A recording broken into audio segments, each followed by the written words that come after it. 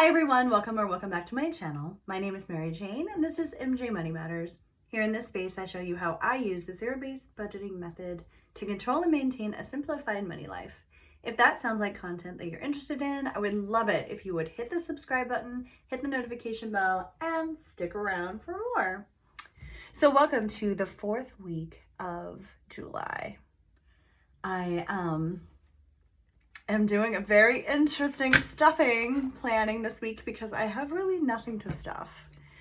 If you've tuned in before, you know that I work as a fine dining server, and the way that I'm paid is quite different than the way I've always been paid as a server before. So in previous jobs for years and years, we would get paid in cash every day based on the credit card tips that the company would receive. So they're not doing it this way. And the way that they're doing it is that I would get the credit card tips in a check the following Friday. And I'm still responsible every day to pay my tip out in cash. So I'm using money that I made previously towards money that I'm getting in the future to pay people daily who are my server assistants in the bar. It makes it a little bit stressful, and so I have been working very diligently to stay on track so that I don't get screwed up financially because of this arrangement. So in the school year, I was working as a contractor for a school, and so I lost about half of my income because we're in the summer. And so making sure that every T is crossed, every I is dotted is really important. I do have some side hustle money, but it's nothing like when I had 2 incomes coming in. So this is what I have to work with. I think I'm going to get something like $100 tomorrow. And the reason is if I'm paid in cash, I keep the cash. So if I am over in cash that I have and I owe the house, well then I pay the house what I owe, but then I keep the tip cash. And so I, for the last week and a half, have been making cash every day, which is both a blessing and a curse. So now that I get a paycheck tomorrow, the wages that I receive, $3.83 an hour, goes towards my taxes. And sometimes my weekly taxes go over and they have to take it out of my credit card tips. And sometimes it's under and I make a little bit of that weekly cash, but it's very unclear. It's very uncertain. It's very unstable. And so the only amount of credit card tips I made last week, where I didn't take it all, was because I didn't have enough cash. And so the house still owed me. And that was $117. So again, I'm just saying 100 question mark because I don't know if my taxes is going to take some of that or if they're going to give me some of my hourly paycheck. It's all very, I don't know. I don't know how they figure out based on what I claim, I guess, how much I owe in the weekly taxes. So we're just going to go with $100. We're just going to say that's a safe bet. Ish. It might be 90, it might be 110. I really don't know. But again, when I get paid on Fridays, I get paid Friday night. So I can't actually put that check in. And it's an actual check, not direct deposit. So then I have to put the check into the bank on Saturday morning. And then if it's anything over $500, I have to wait till the following Tuesday to get the rest of the money. So it's just like, that's where zero-based budgeting has really come in to help me keep track of everything. And so what I did was I prepaid things to make sure that even though I wasn't getting a paycheck, things were covered. So let's get started here. The most important thing on the 4th week of pay is that my mortgage gets paid. And it was. I prepaid that. And I prepaid it very early. I always pay my mortgage early. I think that that's a really important thing. Just so there's no issues. And if there is an issue, it gives me like 5 weeks to figure it out. But I have a couple of months set aside in my emergency fund for my mortgage, just my mortgage itself. And I don't touch it. And then my goal, of course, is to get up to 6 months of all bills I'm not anywhere near that, but at least I do have some for the mortgage. My storage, that is prepaid. And if you've watched me before, you know, I would like to get my stuff up here. It's just a matter of saving up for bonded and insured moving van and then a 1,000-mile trip. So it's not happening right now, but storage has been paid for another month. My car insurance, another very, very important bill that was prepaid. And all of these things have already been paid and covered. It's not like, oh, it's an envelope waiting. No, I knocked those things out. The net credit, I'm going to say that's pre-deposited because it's actually coming out tonight. It comes out at like 2 or 3 in the morning. So that way it's in there, it's ready to go. It's the only thing that's in there.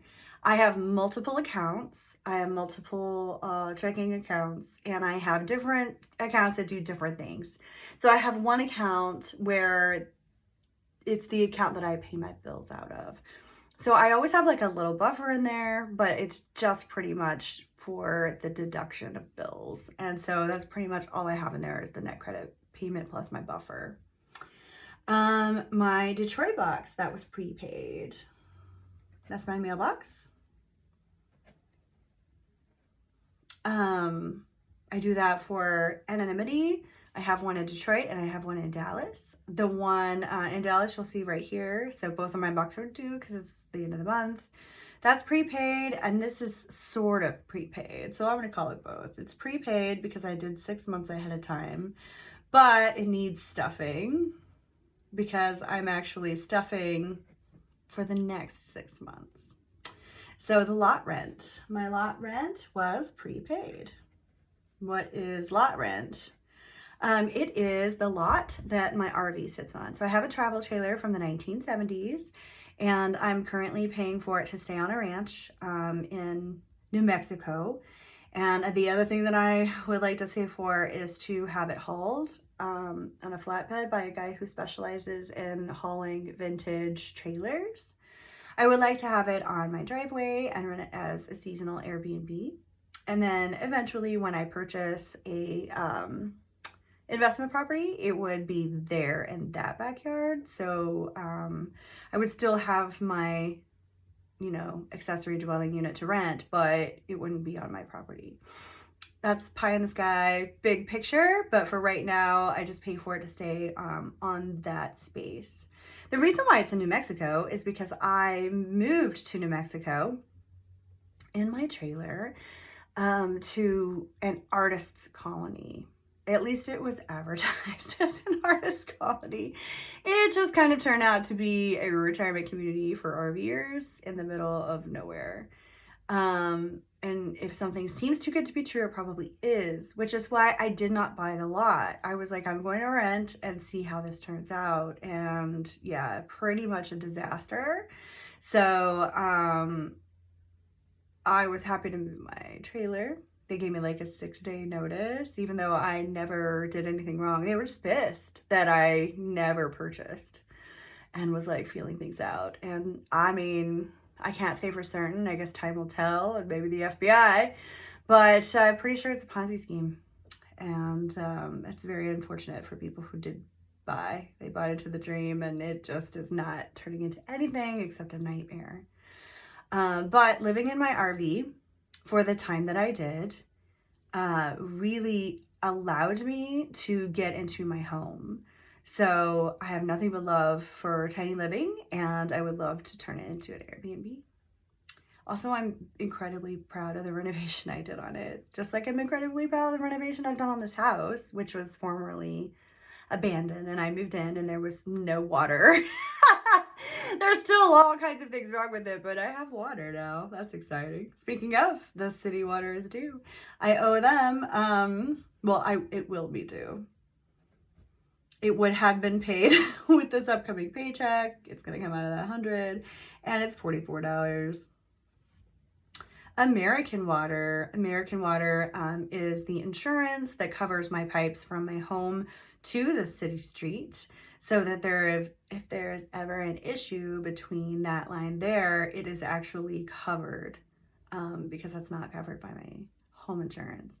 Why is that such a big deal to me? Because that literally almost happened to me in Fort Worth, Texas, and a couple of inches on the city side saved me from a $10,000 bill. So I happily paid $9 a month to make sure that doesn't happen to me again. It was way too close for comfort. And then Cigna is an insurance policy that I have at $26. Boom. So that's it. I prepaid everything, and the only things that are needed out of this $100 is $44.26. So pull out my handy dandy calculator. $44 plus $9 plus 26 is $79. So probably fine. Again, this is such a questionable number. I'm not quite sure. But I definitely need $79, and I should be getting a little something. So that should be covered. And I mean, if absolutely not, I could get it out of my savings. I really don't want to do that. But I know it was really, I know it's really little, because the owner of the restaurant, he was like, God, Ashley, you made so much cash lately. And I was like, yeah, I know. And he was like, you realize that? I'm like, yeah, I know, I'm on top of it. And he was like, I counted it 6 different times just to make sure. It's so unusual for you to not make anything. And it's not that I didn't make anything, it's that I was already paid for it when most people pay on a credit card. So again, this is why zero-based budgeting is so incredible, because it's like, I got it taken care of. There's no surprises here. Every dollar has an assignment. Whether I get paid out of the paycheck or I get paid in cash, I'm making sure that everything's covered when it needs to be and the time period it needs to happen. So things that I was able to take care of this week. All right, if you signed in with me the last time I did my stuffing, I was talking about I really want to buy a couch, and I really want to buy the couch that I like on the 4th of July sale. And that's exactly what I did. Boom. Purchased. So it is on a slow boat from China, just straight up. I bought it, like 2 weeks ago, 2.5 weeks ago, something like that. It was after 4th of July. It was like, we're going to continue this on a couple more days. And I was like, I should grab it. So when I called and I was like, well, I mean, I got it and you haven't sent me any emails about it. And the lady was like, oh yeah, well, we will when it gets shipped. And I'm like, okay, well, like, do you have an ETA? And like, I mean, I was just so like, you have any ideas? And they were like, yeah, 4 to 6 weeks. I'm like, oh, okay. So I shall wait on that. Now, my unique layaway, if you didn't catch this story before, my friend has a very unusual shop, and she is a picker, like on American Pickers. If you ever watched that show on like the Learning Channel or the History Channel, and they run around and they find stuff in the most unique, interesting ways, the most unique, interesting things. And so they have had this piece the entire time that I've lived here, so over a year, and I have been admiring it. And it has a different use, but I have always wanted to turn it into a coffee table. And so I told myself, when you buy the couch, then you can consider that. And so I bought the couch, and like an hour later, I'm there. Because I made that deal with myself, and I kept my end of the bargain, but immediately I went there. And I asked them for the price, because it was one of those things that didn't even have a price on it. You know what I'm saying? And they told me, and I kind of gasped a little. But I also acknowledged that it was a fair price for how hard it is to find this item and what an incredible shape it was. So I did something that I normally wouldn't do, which is I went home and, I couldn't stop thinking about it. Like, something in my brain was like, they have this expo coming up and it's going to sell. I got FOMO. And I'm like, if I don't take care of this now, I will not have the opportunity to purchase it. I have been wanting it for over a year. Obviously, I really want it, right? I have really, really slept on this idea of purchasing it. And so I messaged her and asked if they would consider doing a layaway, but it would be very short. And they agreed. And so they did the expo that week. and they took it with them because it was like definitely like a showpiece of like the things they could acquire with a giant sold sign, and like 9 different people tried to buy it from them, even though they'd had it for a year. It was like, and I just knew it. I just knew that was gonna happen. So I'm so happy and grateful that I already had that situation in place. And so I want to very happily say that as of yesterday, it has been purchased. It took me 2 weeks. So that was fast and furious. There was no interest or anything like that. They are going to deliver it to me sometime next week. I offered to pay for that, and they were like, no, don't worry about it. I'm a frequent purchaser from them. I help them when they need help. I did get $80 credit towards this purchase because I helped them break down at the expo. And, it goes to my friends, it goes to a small business. So I'm super grateful and really excited. And it's definitely the most expensive thing in my house. But, again, by doing zero-based budgeting and making sure every single dollar has an assignment, I was able to make sure everything was covered. Even though I only had the one salary at the moment, I was still able to make that huge purchase and get the couch.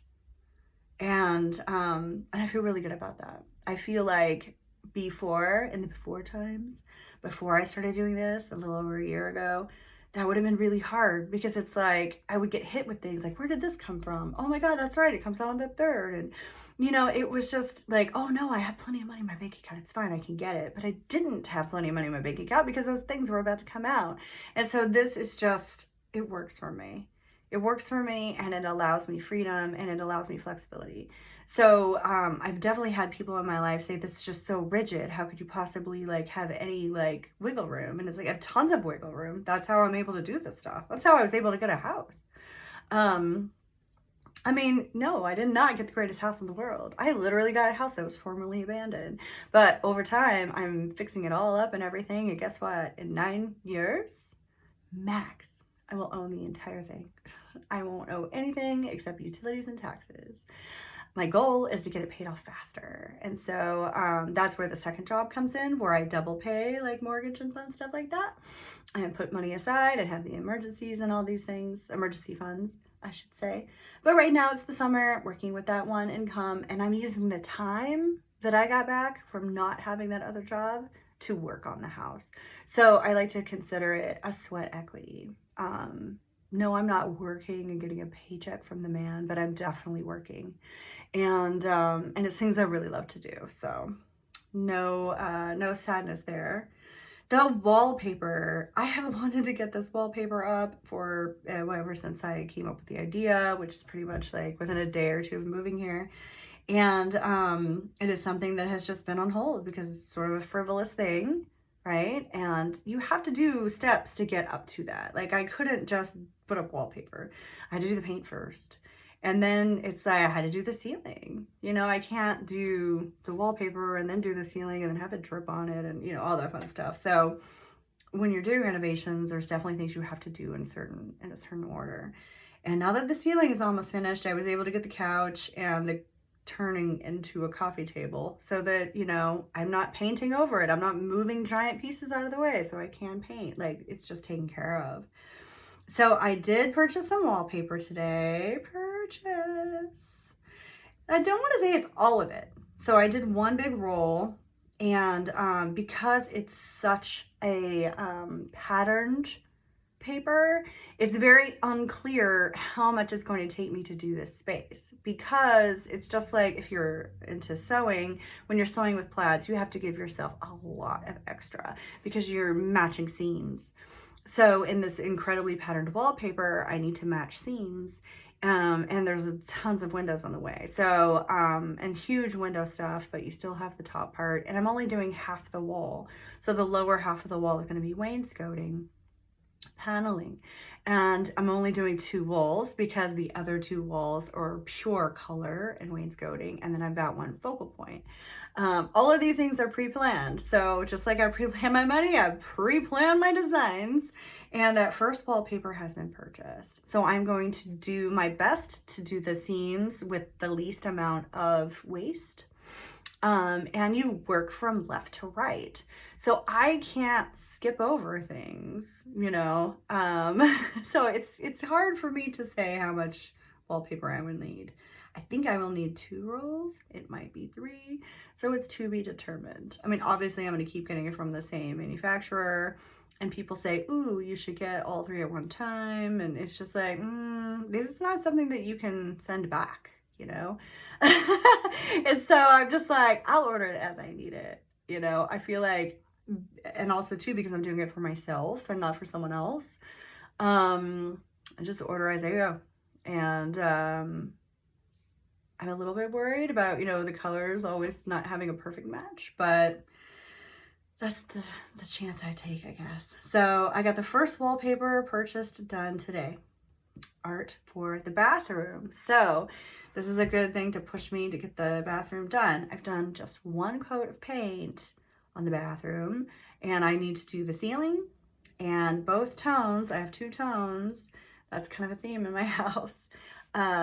So before this arrives, before I can put it up, I need to have that paint done. So it gives me, you know, a little fire under my ass because I haven't touched the paint in that bathroom for a year. And it's been on my list to do. Well, now it's just moved up because I purchased it.